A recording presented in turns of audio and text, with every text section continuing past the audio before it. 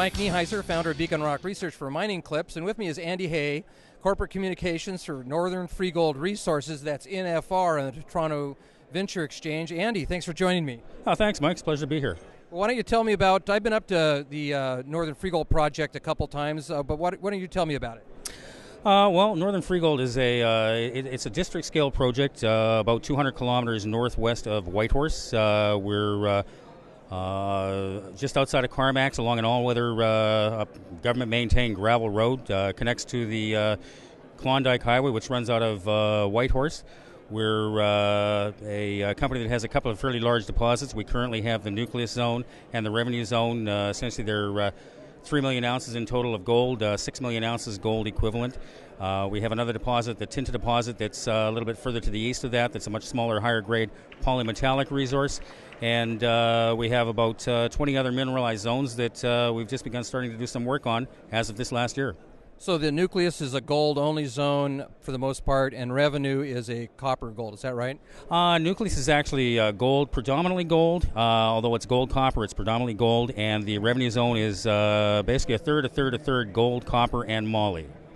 Now, John often talks about how much of this project has been explored, but is it still only about 5%? Actually, yeah, it's still only about 5%. We didn't actually get any drilling done this past year, so we've actually only drill tested 7 of the existing 20 projects that we have, and that just takes up a very small percentage of the current property package. So, why don't you tell me about what you've been doing this last year, because I think it's interesting, because you've been active in the area that was really part of the initial discovery back almost about 100 years ago now. Yeah, well, Mike, what we ended up doing this year, we decided, partially because of the tone of the markets and to conserve capital this year, we decided that we'd spend some time doing a bit of soil sampling, trenching, and basically working on some of the projects that have some higher grade gold potential. So we worked at 3 of our other areas, the Seymour, Discovery, and Dart areas. And during that process, we actually, in fact, I think you might have been on the property at the time, we ended up finding out that there were some interesting showings turning up at one of the placer operations that was being done at one of the other areas on the property.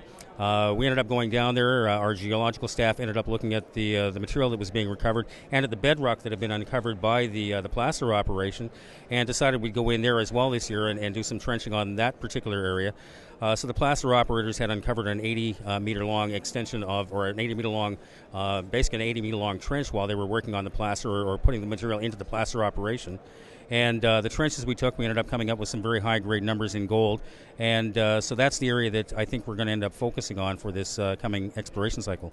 So tell me, what are your plans for this year?